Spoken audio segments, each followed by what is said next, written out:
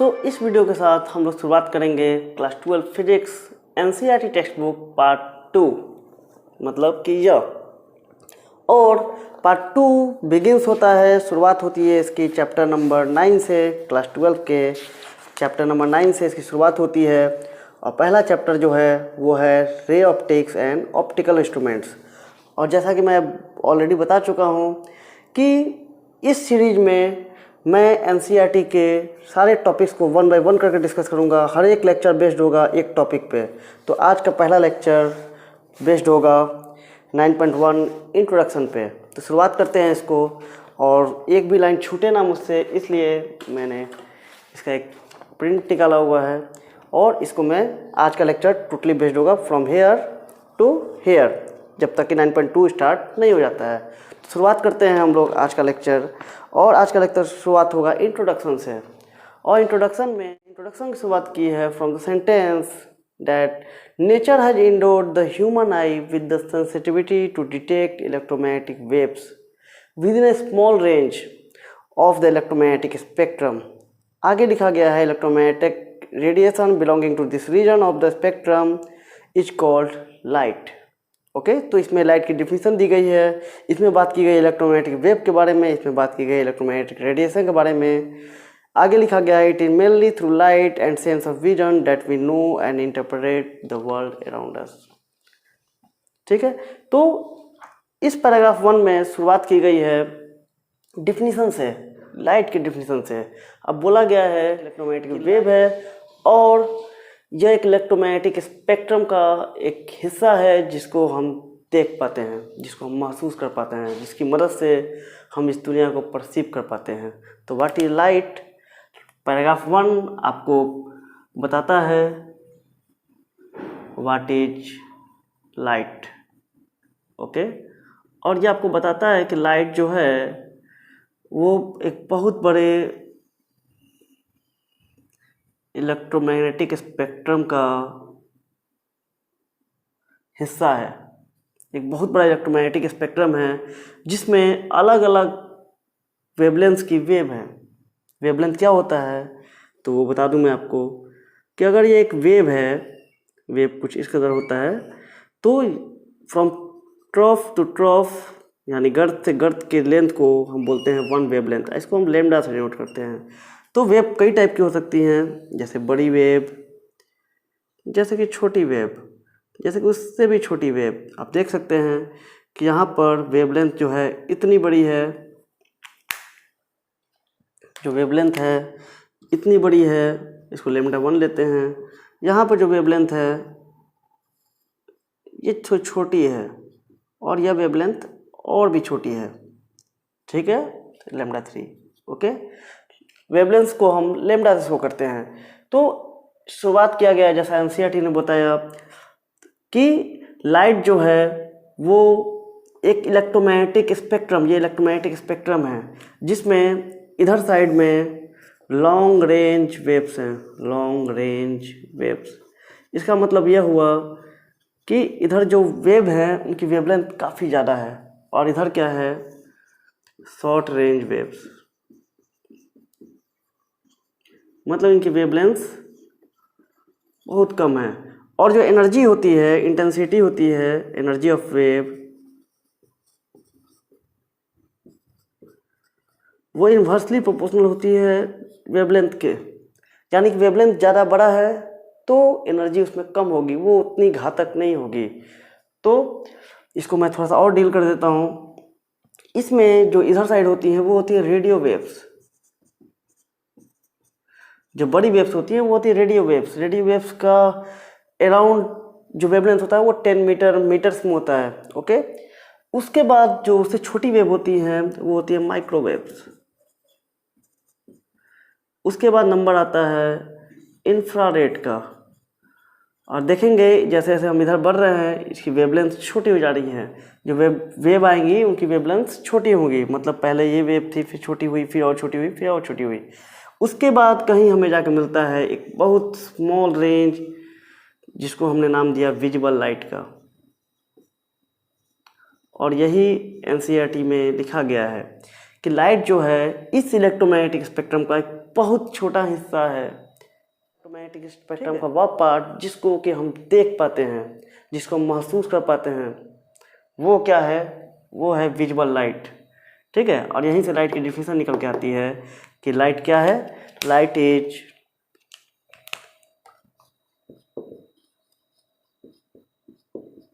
a part of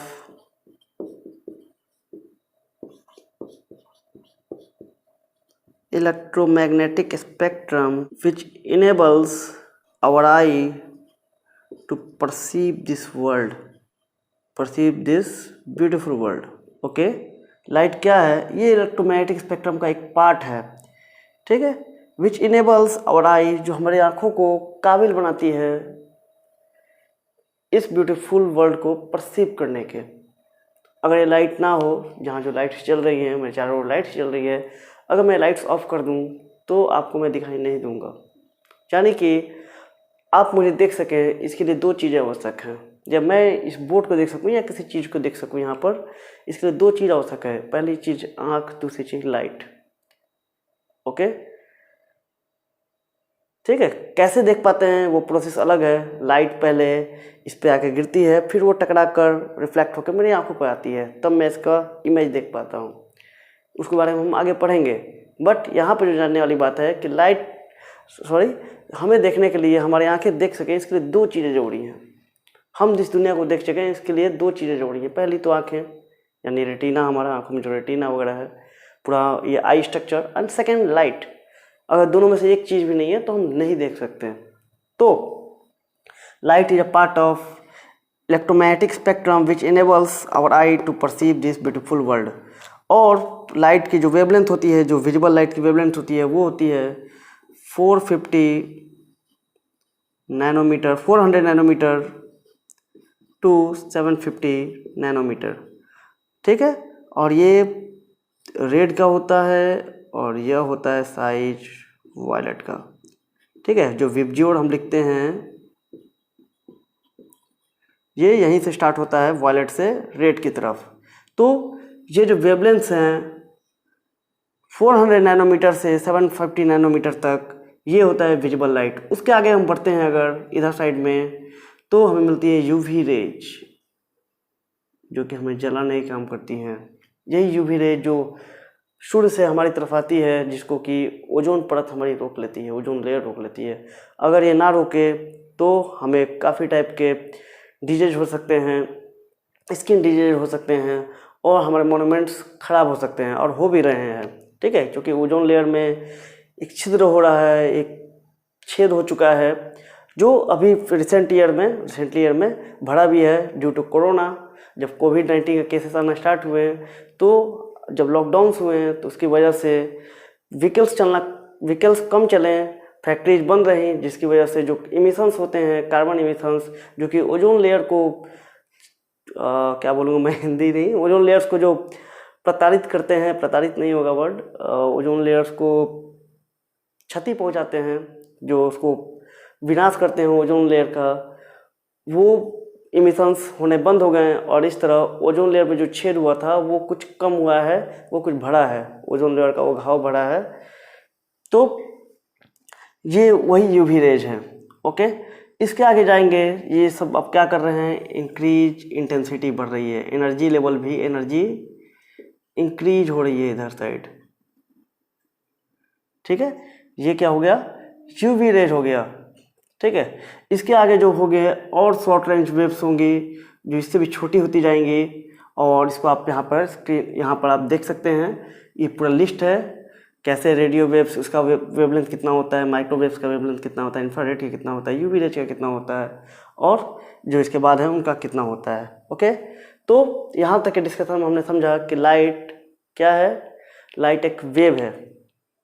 more precisely यह एक electromagnetic spectrum का एक हिस्सा है जिसको कि हम देख पाते हैं। ठीक है, इलेक्ट्रोमैग्नेटिक रेडिएशन का एक हिस्सा है। लाइट एक रेडिएशन है, लाइट वेव भी है, और लाइट में पार्टिकल कैरेक्टर भी है, लाइट पार्टिकल भी है, लाइट वेव भी है। इसके बारे में आगे हम लोग देखेंगे जब हम लोग यह डिस्कस करेंगे। तो इसमें जो बात की गई है, इसमें बताया गया है कि न्यूटन जो थे वो बोलते थे लाइट पार्टिकल्स हैं, पार्टिकल्स का स्ट्रीम है, दैट मीन्स कॉर्पसल्स का स्ट्रीम है, और उनकी कॉर्पस्कुलर थ्योरी काफ़ी फेमस हुई। और उन्हीं के कंटेम्प्रेरी थे हाइगन। हाइगन ने बोला था कि लाइट वेव है। ठीक है, तो आप कह सकते हैं कि लाइट वेव भी है, और समय के साथ पाया गया कि लाइट वेव भी है और पार्टिकल भी है। ठीक है, अगला सवाल एक आएगा कि अगर लाइट वेव है तो वो सीधी कैसे मूव करती है? वेव तो ऐसे चलती है, जितनी वेव्स होती हैं सब ऐसे चलती हैं। पानी में वो पत्थर फेंकेंगे तो वेव उत्पन्न होती है, रिपल उत्पन्न होते हैं, तो वेव तो ऐसे चलती हैं। ठीक है, क्रेस्ट एंड ट्रफ के थ्रू जैसे। तो फिर लाइट अगर वेव है तो स्ट्रेट लाइन में कैसे ट्रेवल करती है? और रे ऑप्टिक्स में, इसमें नाम मैंने दे दिया, यहाँ पे है रे ऑप्टिक्स। रे ऑप्टिक्स का मतलब ही है कि लाइट के हम रे कैरेक्टर के बारे में पढ़ेंगे, मतलब कि लाइट जब सीधी लाइन में ट्रेवल करेगी उसके बारे में हम पढ़ेंगे। ठीक है, तो एक तरफ हम बोल रहे हैं लाइट सीधी रेखा में चलती है, दूसरी तरफ बोल रहे हैं लाइट वेव है, तो कौन सी बात सही है? तो बात दोनों ही सही है। लाइट एक वेव है, लेकिन इसका वेवलेंथ इतना छोटा है, इतना छोटा है, इतना छोटा है कि वो हम देख नहीं पाते हैं, और हमें लगता है कि लाइट सीधी जा रही है। इसका एग्जांपल मैं दिखाता हूँ आपको, आप देखेंगे इसको।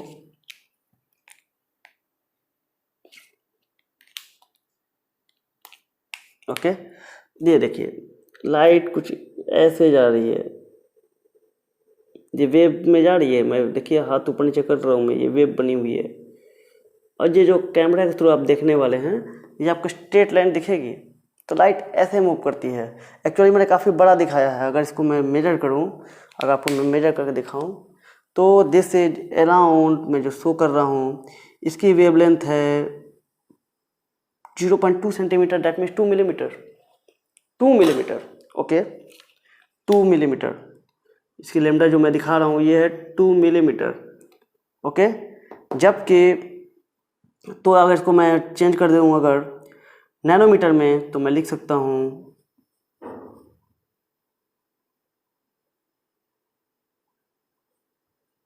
नैनोमीटर। ओके, ये इतना नैनोमीटर है, जबकि जो लाइट है जो हम देख पाते हैं वो 400 नैनोमीटर से 750 नैनोमीटर है। मतलब मैंने इतना गुना बड़ा बनाया है इसको। ये कितना छोटा हो सकता है सोचिए, ये 2 लाख नैनोमीटर्स है, और मुझे चाहिए 400 नैनोमीटर या 500 नैनोमीटर, 400 टू 750 नैनोमीटर। तो ये कितना छोटा होगा, मतलब जितना मैंने दिखाया हूँ उससे 1000 गुना, लाख गुना, sorry, I think this should be 500 times छोटा होगा। ठीक है, इससे 500 टाइम्स छोटा वेव का लाइट होता है। लाइट जो वेव है उसका वेवलेंथ है जो 500 टाइम्स छोटा है इससे। ओके, तो ये बात हुई पैराग्राफ 1 की। पैराग्राफ 1 में जो बोला गया था मैंने आपको बता दिया। नेक्स्ट आगे बढ़ते हैं, और सेकंड पैराग्राफ हमें बताता है कि 2 ऐसी चीज़ें हैं जो हम दैनिक जीवन में अपनी लाइफ जीते हुए महसूस करते हैं लाइट के बारे में। पहली बात ये कि लाइट जो है स्ट्रेट लाइन में ट्रेवल करती है। ये जो मैंने बताया कि लाइट जो है स्ट्रेट लाइन में ट्रेवल करती है, ऐसा हमें प्रतीत होता है। जो सन से लाइट आ रही है वो स्ट्रेट लाइन में आ रही है हमारी तरफ, ये हमें महसूस होता है। और सेकेंड, लाइट के पास बहुत ही ज़्यादा स्पीड है, बहुत तेज़ी से लाइट मूव करती है। सपोज हमने यहाँ टॉर्च ऑन किया, तुरंत उसकी लाइट 1 कॉर्नर टू दूसरे कॉर्नर पहुँच जाएगी। ठीक है, तो हम अंदाज़ा लगाते हैं कि लाइट जो है स्ट्रेट लाइन में ट्रेवल करती है कम्प्लीटली। ठीक है, बट हमने क्या पाया कि लाइट एक वेव के फॉर्म में है, और ये स्ट्रेट लाइन हमें, चूँकि इसका वेवलेंथ बहुत छोटा है इसलिए हमें स्ट्रेट लाइन दिखता है, और आपको भी ये स्ट्रेट लाइन ही दिख रहा होगा। ओके, सेकेंड पॉइंट कि ऐसा रियलाइज होता है कि लाइट की स्पीड जो है वो इनफाइनाइट है, बट ऐसा नहीं है, लाइट की स्पीड फाइनाइट है। साइंटिस्ट ने एक्सपेरिमेंट किए, और मैंने इससे रिलेटेड एक वीडियो बनाई हुई है सेपरेट ऑप्टिक्स की पहले, तो उसमें आप वो वीडियो देख सकते हैं जिसमें मैंने बताया है कि कैसे साइंटिस्ट पहुँचे कि लाइट की स्पीड होती है 2.99792 मीटर पर सेकेंड। ठीक है, यानी कि लाइट की speed around 3 × 10⁸ metre per second होती है, और इससे ज़्यादा स्पीड इस दुनिया में किसी चीज़ की नहीं है। ठीक है, तो लाइट की जो स्पीड है वो मैक्सिमम स्पीड है सभी पूरे यूनिवर्स में पूरे जितनी दुनिया हम देख पा रहे हैं, जितना एक्सप्लोर कर पाए हैं, इससे ज़्यादा तेज़ मूव करने वाली कोई चीज़ नहीं है। Maximum speed attainable in this world is the speed of light, that is 2.9979245 metre per second around. या अगर आप उसको एक एवरेज एक लगभग वैल्यू लेते हैं, अप्रॉक्सीमेट वैल्यू लेते हैं, तो 3 × 10⁸ मीटर पर सेकेंड। ठीक है, तो सेकेंड पैराग्राफ हमें बताता है कि लाइट की स्पीड फिक्स है, लाइट की स्पीड मेजरेबल है और ये इनफाइनाइट नहीं है, फाइनाइट है। ठीक है, और सेकेंड लाइट स्ट्रेट लाइन में ट्रेवल करता है। मूव करते हैं थर्ड पैराग्राफ पे, और थर्ड पैराग्राफ बताता है कि the intuitive notion that light travels in a straight line seems to contradict what we have learned in chapter 8 that light is an electromagnetic wave of wavelength belonging to the visible part of spectrum। जैसा कि chapter 8 में हमने पढ़ा था, और आपने पढ़ा होगा, मैंने तो अभी तक नहीं पढ़ा है इसको, कि चैप्टर 8 में बताया गया है कि लाइट जो है इस इलेक्ट्रोमैग्नेटिक वेव का एक हिस्सा है जिसका कि वेवलेंथ होता है 400 नैनोमीटर टू 750 नैनोमीटर, और लाइट को हम देख पाते हैं। इस इलेक्ट्रोमैग्नेटिक स्पेक्ट्रम का वो पार्ट जो कि विजिबल है उसको हमने लाइट बोला। ठीक है, और यहाँ हमने पढ़ा कि लाइट जो है स्ट्रेट लाइन में ट्रेवल करता है, जैसे मैंने जस्ट इसके पहले पैराग्राफ में बताया यहाँ से पढ़कर कि लाइट जो है स्ट्रेट लाइन में ट्रेवल करता है। तो ये दोनों चीज़ें कंट्राडिक्टरी नहीं हो गई कि लाइट आप बोल रहे हैं वेव के फॉर्म में, ये मैंने डिस्कस किया है थोड़ा देर पहले कि आप बोलते हैं कि लाइट वेव है और दूसरा आप बोले लाइट स्ट्रेट लाइन ट्रेवल करता है, कैसे हो सकता है ये? तो उसी चीज़ को एक्सप्लेन किया जो मैं ऑलरेडी बता चुका हूँ आपको कि लाइट एक वेव है, उसमें वेव नेचर है, वो ऐसे ऐसे मूव करता है, बट उसका जो वेवलेंथ है इतना छोटा है कि आपको महसूस नहीं होता है, इतना छोटा है कि आपको महसूस नहीं होता है, आपको स्ट्रेट लाइन में जाता हुए ये दिखता है। तो इस चीज़ के बारे में डील किया है पैराग्राफ 3 में। आगे बढ़ते हैं हम, एंड इसमें आगे बताया गया है कि लाइट जो है वो स्ट्रेट लाइन में ट्रेवल करता है और उसके पाथ को हम बोलते हैं रे ऑफ लाइट। अगर ये सन है, ओके, इसको मैं इरेज कर देता हूँ। अगर ये सन है तो इससे लाइट जो निकल के आ रही है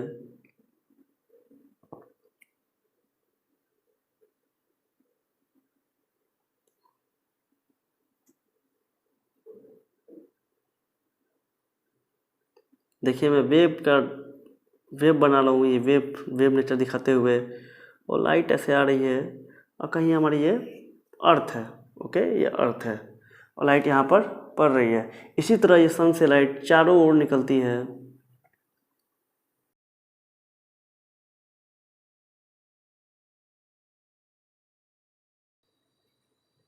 ओके। तो इस तरह सन से चारों ओर लाइट्स निकलती हैं वेव के फॉर्म में, बट इसका वेवलेंथ इतना छोटा होता है कि हमें एक स्ट्रेट लाइन प्रतीत होता है, और ये जो पाथ फॉलो करती है इसको हम बोलते हैं रे। ठीक है, इसको हम बोलते हैं रे। ठीक है, वही यहाँ पर लिखा गया है, यहाँ पे इन्होंने लिखा है कि light wave can be consider to travel from one point to another. यहाँ से स्टार्ट होती है वन पॉइंट इसके सरफेस से और यहाँ तक मूव करती है one point to another along straight line. ये स्ट्रेट लाइन जैसा है, स्ट्रेट लाइन के थ्रू फॉलो करती है, ज्वाइनिंग देम। ये पॉइंट से पॉइंट एक लाइन ज्वाइन होती है, उसको स्ट्रेट लाइन ज्वाइन होती है, और इस पाथ को रे ऑफ लाइट बोलते हैं। इस पाथ को हम बोलते हैं, पाथ जो है उसको बोलते हैं रे ऑफ लाइट। क्या बोलते हैं?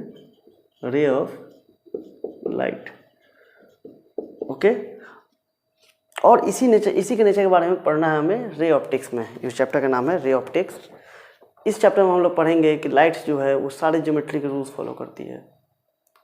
ज्योमेट्री का रूल यूज करके हम बता पाएंगे उसका रिफ्लेक्शन, रिफ्रैक्शन, ट्रांसमिशन, ये सभी चीज़ों को फॉलो करती है ये रे ऑफ लाइट, यानी कि रे ऑप्टिक्स में हम सब पढ़ेंगे, ओके। आगे इसमें लिखता है a bundle of such rays constitutes a beam of light. अगर ऐसे ही बहुत सारे रेज मिल जाएं, ओके, अगर बहुत सारे रेज मिल जाएं, उनका बंडल बना दिया जाएगा,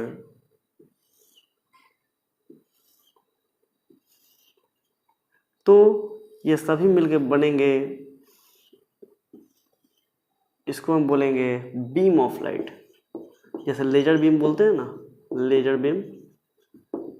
तो इन सभी का जो ये रेज हैं, सभी रेज एक जगह मिलके ये क्या बनाएंगे, बीम बनाएंगे। इसका दूसरा एग्जाम्पल आप देख सकते हैं, जो झाड़ू हमारे घर में होता है, नारियल वाली झाड़ू, वो एक सीक, जो उसके जो हम लोग सीक बोलते हैं, ठीक है, तो उसमें जो सीक लगी होती है वो अगर रे है तो सारे जो रेज हैं उसके मिलने से क्या बनता है, बीम ऑफ लाइट बनता है। जो टॉर्च से हम टॉर्च जलाते हैं जब, तो टॉर्च से जो लाइट निकलती है सब स्ट्रेट लाइन में एक फोकस होकर जाती है ऐसे, ठीक है। तो ये सारे रेज को एक जगह कलेक्ट करते हैं तो उसको हम बीम बोलेंगे। तो क्या बोलेंगे कि लाइट की बीम निकल रही है क्या, टॉर्च से। ओके, तो डिफिनीसन क्या हो गई, रे ऑफ लाइट। रे की डिफिनीसन क्या हो गई, इट इज़ द पाथ, ठीक है।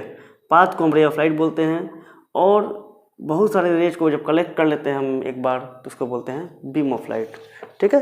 तो यहाँ पर ये एंड नहीं, आगे भी है अभी, और आगे इसमें लिखा जाता है, in this chapter we consider the phenomena of reflection, refraction and dispersion of light using the ray picture of light. यही मैंने थोड़ी देर पहले बोला कि इस पूरे चैप्टर में हम लोग पढ़ेंगे रिफ्लेक्शन, रिफ्रैक्शन और डिस्पर्सन का कॉन्सेप्ट रे पिक्चर ऑफ लाइट, मतलब कि रे मानते हुए, लाइट को एक रे मानते हुए हम लोग पढ़ेंगे इसमें। Using the basic law of reflection refraction we shall study the image formation of plane and spherical reflecting and refractive services. और इसी रे नेचर को फॉलो करते हुए हम लोग प्लेन मिरर से बनने वाली इमेज और लेंसेज के द्वारा बनने वाले इमेज के बारे में टोटल डिटेल में पढ़ेंगे, ठीक है। और उसके सारे इक्वेशन जो है डिराइव करेंगे जो आगे लेंसेज वगैरह पढ़ेंगे तो, ठीक है। यहाँ पर मेन पॉइंट इंड होता है। यहाँ पे एक इंडेक्स दिया गया है जिसमें बात की गई है थोड़ी हिस्ट्री की, और इसको मैं थोड़ा एक्सप्लेन कर देता हूँ आपको। तो इसमें शुरुआत की गई है, इसका हेडिंग है पार्टिकल मॉडल ऑफ लाइट, और इसमें बोला जाता है कि Newton's fundamental contribution to mathematics, mechanics and gravitation of blind us to deep experimental and theoretical study of light.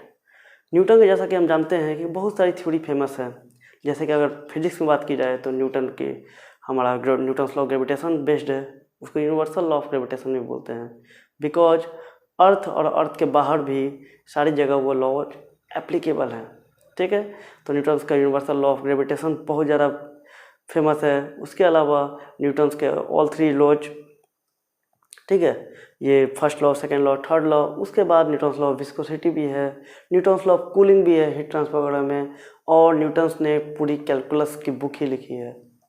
पूरे कैलकुलस पर उनका बहुत बड़ा प्रभाव है, और न्यूटन को कैलकुलस का पिता तो नहीं बोलते हैं, लेकिन कैलकुलस को हमारी दुनिया में लाने में न्यूटन का बहुत बड़ा हाथ है।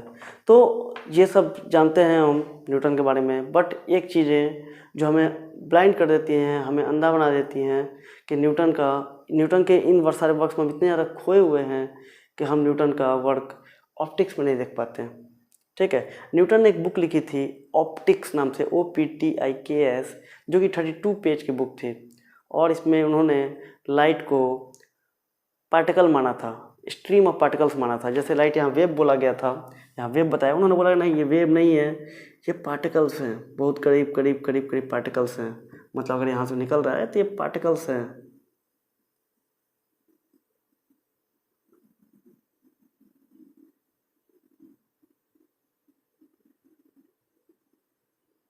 जिनमें एनर्जी होती है, और इन पार्टिकल्स को उन्होंने नाम दिया कॉर्पसल्स।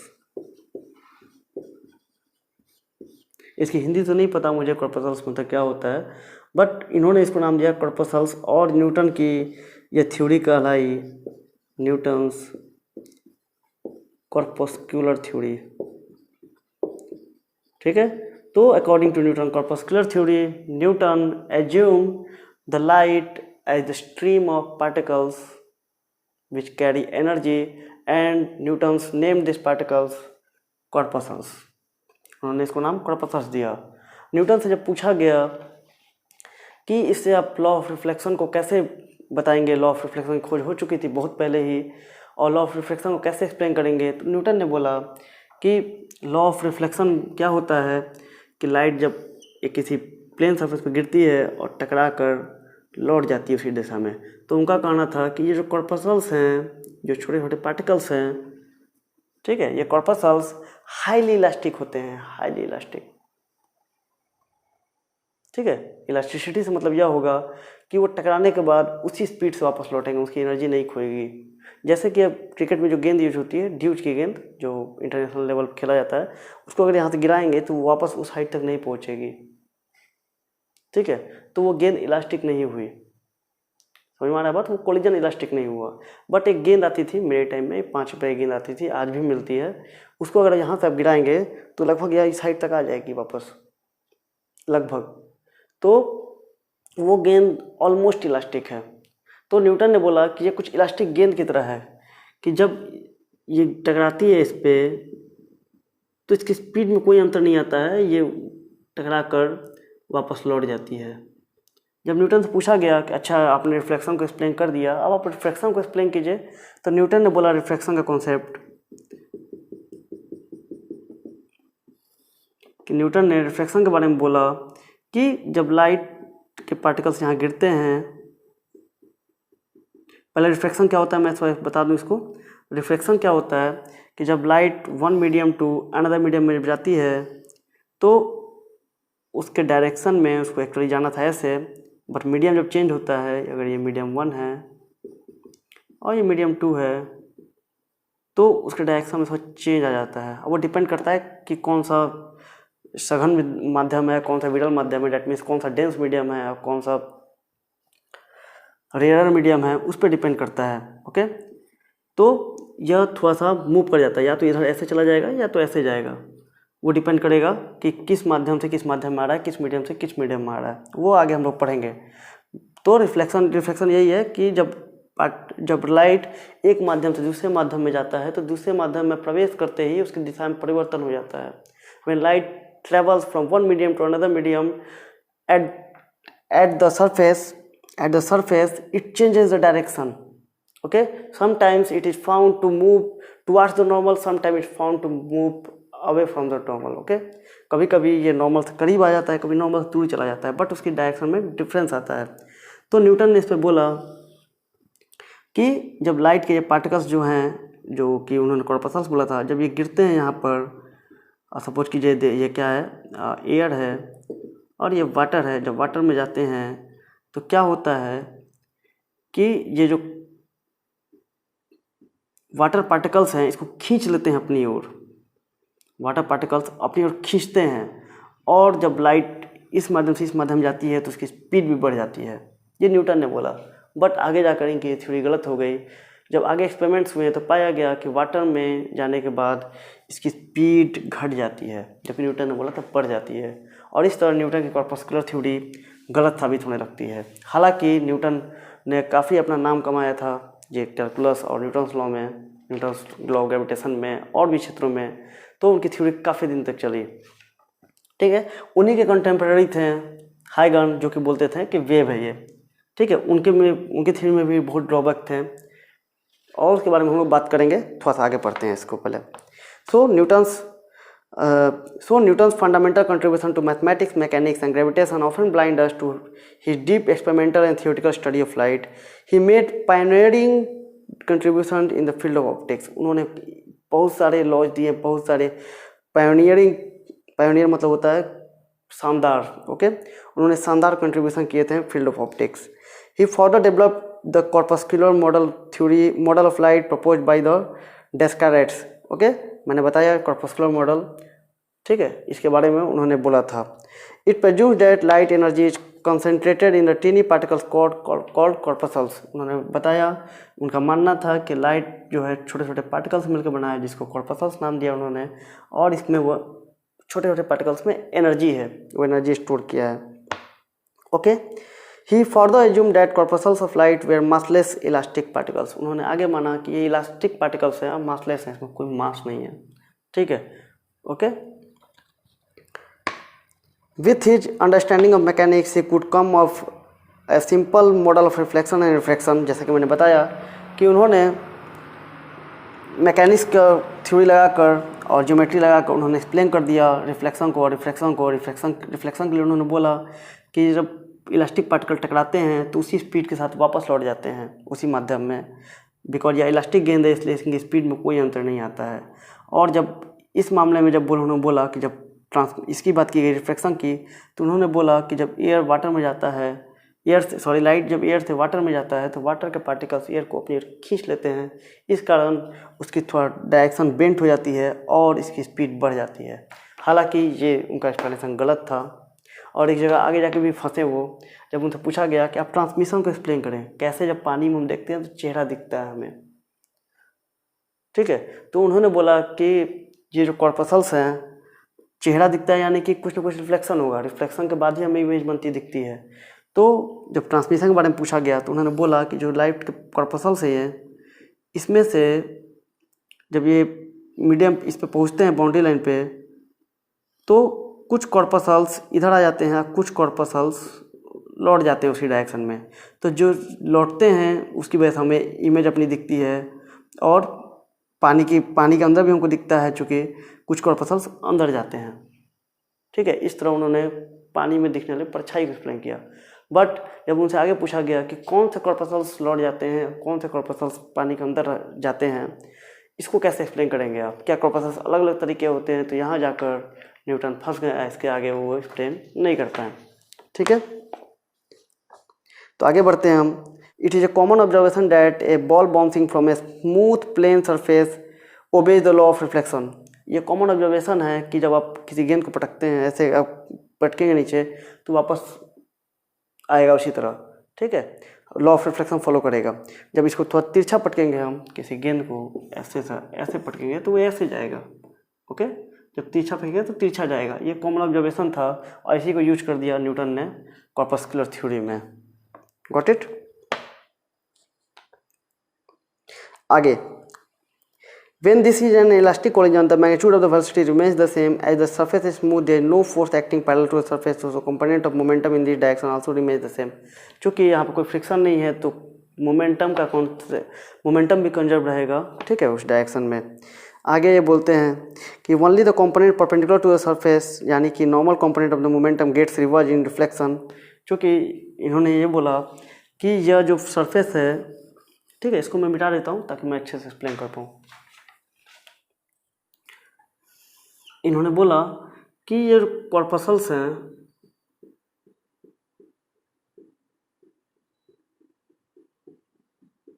इलास्टिक हैं और ये जो सरफेस है ये स्मूथ है, मतलब फ्रिक्शन नहीं है, ठीक है। और मोमेंटम तभी चेंज होता है जब कोई फोर्स हो, बिना फोर्स के मोमेंटम चेंज नहीं होता है। तो इस डायरेक्शन में स्मूथ है तो कोई फ्रिक्शन फोर्स होगा ही नहीं, बट एक फोर्स लगेगा, मतलब ये यहाँ टकराएगा अगर आके, तो इसके दो कंपोनेंट टूटेंगे, किधर, एक किधर, ओके।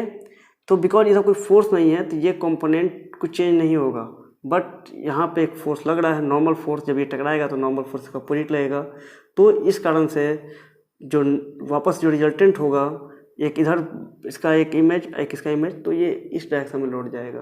ये थोड़ा मैकेनिक्स ज़्यादा हो गया इसमें, बट ये उतना ध्यान देने की बात नहीं है। ओवरऑल मतलब ये था कि जब ये मासलेस पार्टिकल्स हैं, इलास्टिक पार्टिकल्स हैं, ये स्मूथ है, तो मोमेंटम केवल अपर डायरेक्शन में चेंज होगा, तो इसका एक डायरेक्शन कांस्टेंट रहेगा। मतलब देखिए, इसका अगर ये दो कंपोनेंट तोड़ते हैं हम अगर, तो एक कंपोनेंट ये, एक कंपोनेंट ये मिलेगा। इस केस में भी एक कंपोनेंट ये था, एक कंपोनेंट ये था, तो एक कंपोनेंट कांस्टेंट रहेगा because there is no force, no external force acting acting tangentially to the plane, और because this plane is smooth plane, okay. आगे देखते हैं। Newton argued that the smooth surface like mirror reflect the corpuscles in a similar manner. तो इसी तरह जैसे गेंद गिरती है, कोई गेंद ऐसे गिरती है और ऐसे लौट जाती है, उसी तरह कॉर्पसल्स गिरते हैं और लौट जाते हैं। इस तरह इन्होंने रिफ्लेक्शन को एक्सप्लेन किया। In order to explain the phenomena of reflection, Newton postulated that the speed of the corpuscles was greater in the water और ग्लास देन इन एयर। जैसे मैंने बताया कि न्यूटन ने बोला कि जब ये वाटर है और ये एयर है, ठीक है,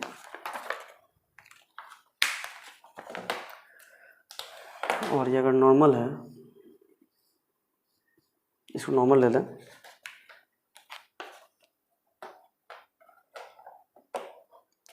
तो अगर ये पार्टिकल टकराता है इधर,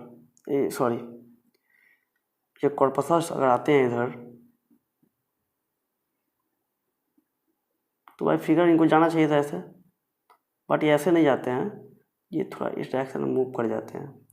तो न्यूटन ने इसको एक्सप्लेन किया कि ये जो वाटर के पार्टिकल्स हैं ये इसको अपनी ओर अट्रैक्ट करते हैं और इस कारण इनकी स्पीड बढ़ जाती है, जो कि गलत है, मैंने बताया आपको। ठीक है, तो Newton postulated that the speed of the corpuscles for greater in the water और glass than in air, air के मुकाबले वाटर में ज़्यादा स्पीड होती है लाइट की, उन्होंने बोला। However later on it was discovered that speed of the light is lesser in water और ग्लास देन इन एयर। आगे जाके खोज हुआ, पता चला हमें कि लाइट की जो स्पीड है वो एयर में ज़्यादा होती है और वाटर में कम होती है। ठीक है, आगे इन the field of optics Newton the experimenter was the greater than the Newton the theorist.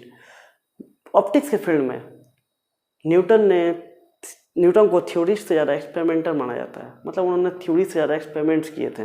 बाकी चीज़ में उन्होंने थ्योरी बहुत ज़्यादा दी थी, मतलब उनको थ्योरेटिकल नॉलेज क्या बोलेंगे आप, थ्योरिस्ट माना जाता था, but in the field of optics उनको एक्सपेरिमेंटर माना गया।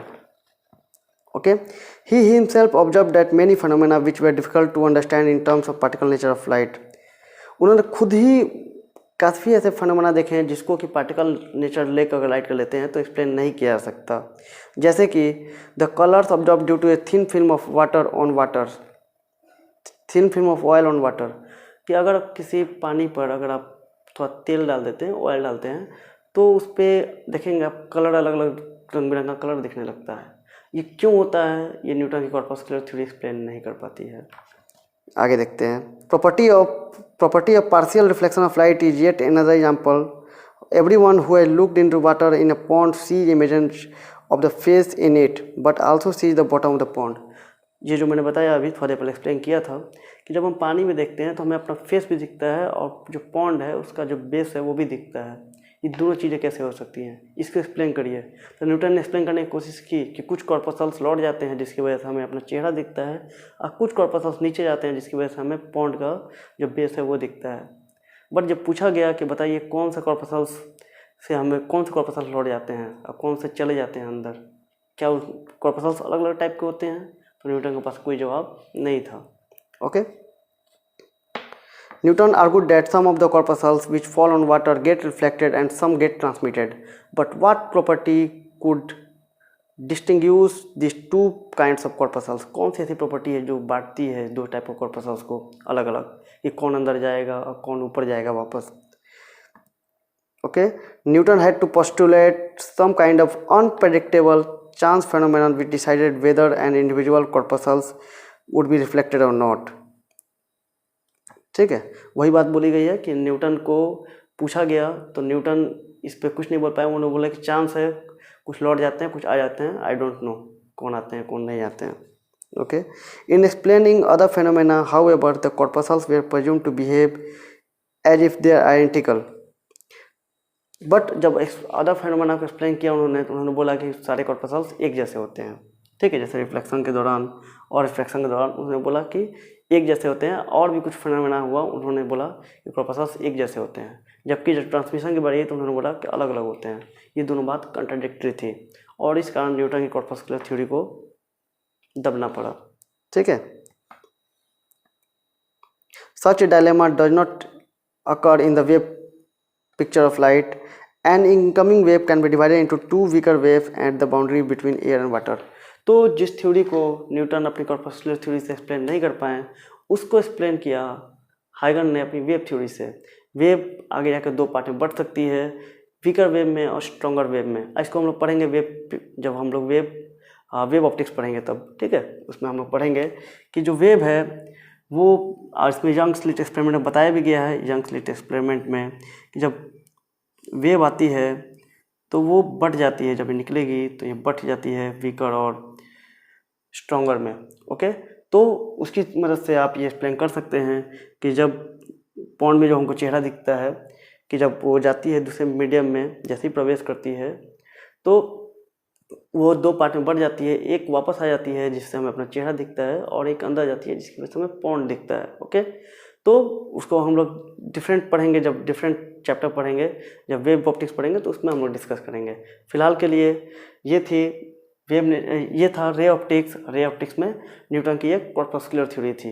मैं एक बार रिवाइज कर देता हूँ। न्यूटन अपनी कॉर्पस्कुलर थ्योरी में कहते हैं कि लाइट स्ट्रीम ऑफ पार्टिकल्स हैं, ऐसे स्ट्रीम ऑफ पार्टिकल्स, ऐसे पार्टिकल्स जो मासलेस हैं, जो कि हाईली इलास्टिक हैं, और जब ये किसी सतह से आकर टकराते हैं तो उसी डायरेक्शन में वापस लौट जाते हैं, बिल्कुल इलास्टिक बॉल की तरह।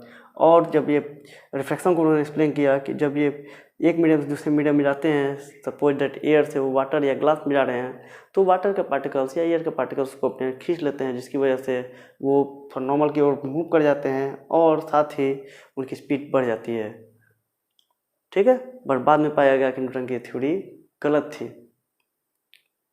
ठीक है, और जो चीज़ न्यूटन एक्सप्लेन नहीं कर पाए उसको वेव थ्योरी से एक्सप्लेन कर दिया गया, और इस तरह वेव थ्योरी सही साबित हुई और काफ़ी समय तक चली। बट न्यूटन की थ्योरी एक बार फिर सामने आई और एक बार फिर न्यूटन की थ्योरी को सही माना गया, और इसको हेल्प किया न्यूटन की इस थ्योरी को आइंस्टाइन ने। जब 1900 में एक्सपेरिमेंट्स हुए, अब जब पाया गया कि किसी चीज़ पर अगर आप किसी मेटल पर अगर लाइट गिराते हैं तो उससे इलेक्ट्रॉन्स निकलते हैं, और ये इलेक्ट्रॉन की इंटेंसिटी करती है इंटेंसिटी पे।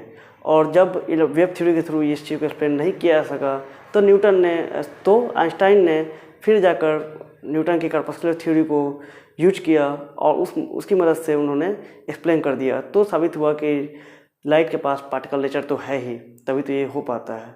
तो ऐसा पाया गया कुछ चीज़ें लाइट के पार्टिकल नेचर की वजह से एक्सप्लेन हो पाती हैं, और कुछ फेनोमेना लाइट के वेव नेचर की वजह से। तो फाइनल डिसाइड किया गया कि लाइट क्या है, पार्टिकल है, और लाइट वेव भी है। कभी वो पार्टिकल नेचर शो करती है, कभी वो वेव नेचर शो करती है। बिल्कुल इसी तरह जैसे इंसान बुरा भी है, अच्छा भी है, कभी वो बुरा नेचर शो करता है, कभी अच्छा नेचर। आप उससे हर एक इंसान कहता है कि जैसा करोगे मेरे साथ मैं वैसा करूँगा। हर एक का यही कहना है, आप मेरे साथ अच्छा करोगे तो मैं अच्छा करूँगा। तो लाइट कहीं वेव का नेचर शो करता है, कहीं पार्टिकल का। और इसी तरह केवल लाइट ही नहीं, दुनिया में हर एक चीज़ वेव नेचर भी शो करती है और पार्टिकल नेचर भी। जिसका पार्टिकल कैरेक्टर बहुत छोटा होता है उसका वेव कैरेक्टर बड़ा होता है, और जिसका वेव कैरेक्टर छोटा होता है उसका पार्टिकल कैरेक्टर बड़ा होता है। ठीक है, तो हर एक चीज़ में डुअल कैरेक्टर है। Everything in this world, in this universe is a particle and also a wave. Okay, तो इस बात के साथ आज का वीडियो एंड करते हैं। आई थिंक 55 मिनट्स का हो चुका होगा। ये लंबा वीडियो है, बट हमने काफ़ी बातें की इसके बारे में। नेक्स्ट टॉपिक में हम लोग देखेंगे, नेक्स्ट वीडियो में हम लोग देखेंगे या स्टार्ट करेंगे 9.2 से, और 9.2 को मैं एक्सप्लेन करूँगा reflection of light by the spherical mirror. शुरुआत करेंगे हम लोग स्फेरिकल मिरर से। हम लोग देखेंगे कि स्फेरिकल मिरर क्या होता है। जब मैं क्लास 10 स्टेट बोर्ड से था तो मैंने पढ़ा था कि स्फेरिकल मिरर यानी गोलीय दर्पण एक गोले का पूरा एक भाग होता है जिसकी एक भाग कलई की जाती है। ठीक है, उस समय तो मैंने रट लिया था, बट आज समझ में आता है, आज नहीं काफ़ी पहले समझ में आ गया कि इसका मतलब क्या था। तो देखेंगे हम लोग उसको इन हिंदी और इंग्लिश दोनों, और शुरुआत करूँगा मैं स्फेरिकल मिरर को समझाने से, देन हम लोग आगे मूव करेंगे और 9.2 में जितना कुछ है सब कुछ देखेंगे। ओके, तो मिलते हैं नेक्स्ट वीडियो में। Thank you, take care.